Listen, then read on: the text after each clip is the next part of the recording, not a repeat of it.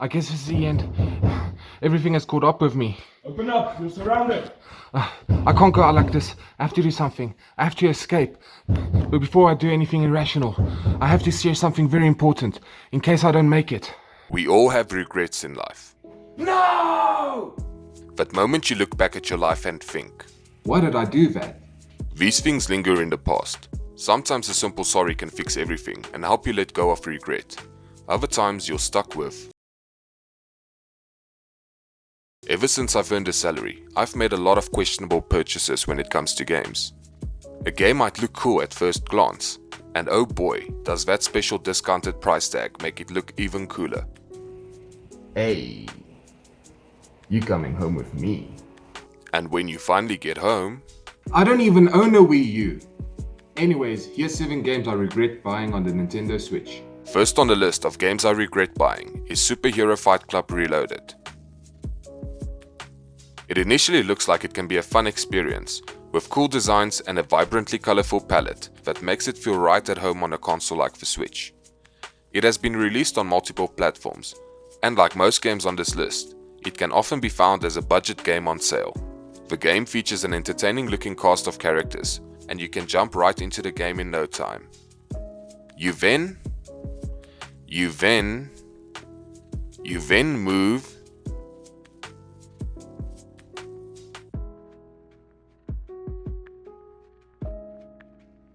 You then fly around, poking or shooting each other. The first one to poke or shoot the other one wins. This game is bad. This game was obviously meant to be played as a 2-player couch game, facing off against your friend or family member, but if no one is around to play with you.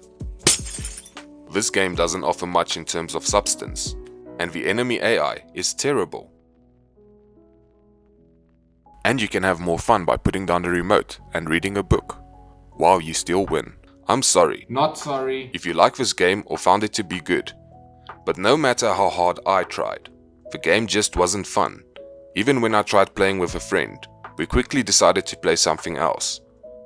If you see this game on special, I recommend you give it a pass. Maybe watch some grass grow instead.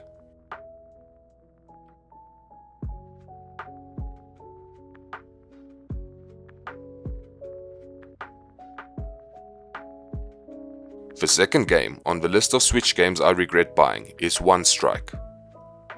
It was one of the first games I bought on the Switch, and I chose to buy it along with another discounted game instead of Stardew Valley. Because 2 games are better than 1. One Strike is a game where you fight an opponent and try and kill them in one strike. You can choose from 6 characters, and even pay more if you want extra characters. Each character fights differently. Kunai is OP. You then enter a battle. It's over. Another battle. And it's over. The concept of the game sounds interesting, but boy, was the execution terrible. You can choose between different modes, but they are ultimately the same mode, just presented differently. Even playing with friends, after a few rounds you start to consider what else you could be doing. Like looking at the sun. It's more fun, and you don't have to waste money. I don't have much else to say, because this is basically it. That's the game. Do you like running and farting? Then Escape Dudeland is the game for you. For everybody else, This game is bad. Escape Dudeland is an auto-running game featuring some quirky hand-drawn art. You run, you jump, you fart, and try to get away from the monster in different environments, and it's not much fun. After a few minutes, I just wanted to get this game off my Switch and try to forget that. I paid for this. This game is bad. I just don't like it, and it's one of the games that made me reconsider my view on picking up games just because they're on special for cheap.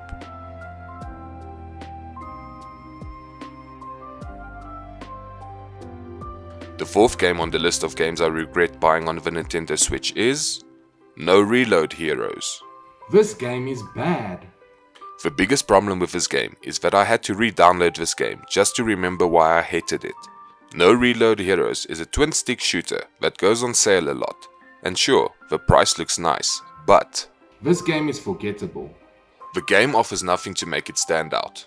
It feels like the kind of game you would have after following a YouTube tutorial on building your first game. The environment feels generic, the enemies feel generic, the characters feel generic. After playing this game again for a bit, I don't want to, and you can't make me.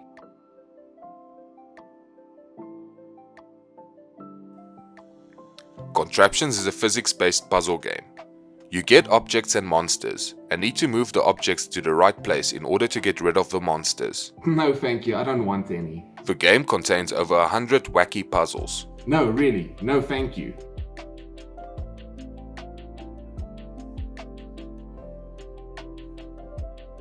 Following an intriguing story about a city being consumed by a disease. This game is ugly. So ugly. The game is apparently an RPG. And you play as a doctor returning to a diseased land, rescuing survivors to help you on your expeditions and build up your town.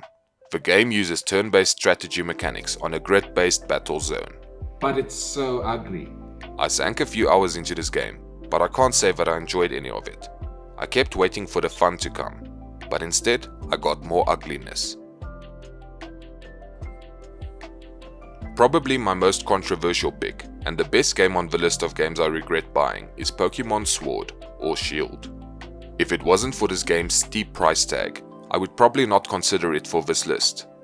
The game has a beautiful new Pokemon world, cool new places to explore, a half-decent story, some fun new Pokemon, and an amazing wild area where you can control the camera and look around for Pokemon in a big open space. I have a lot of good things to say about Pokemon Sword and Shield, but playing it felt insulting.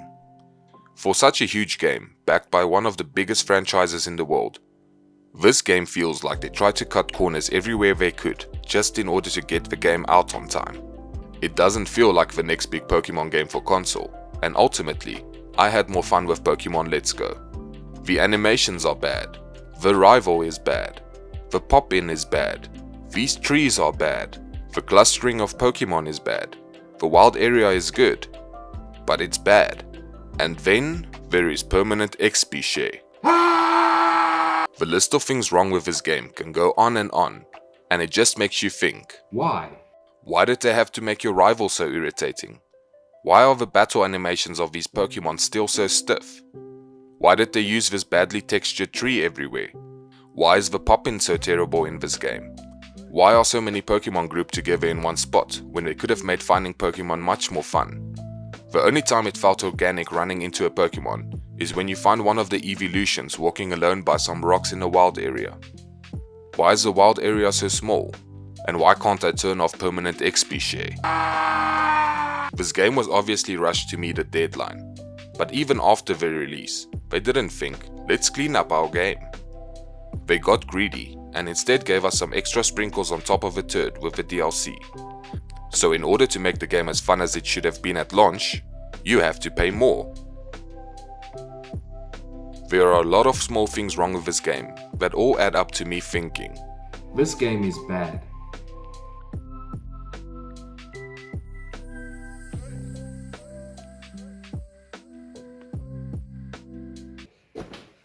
I'm out of time. I need to get going if I want to make it out alive.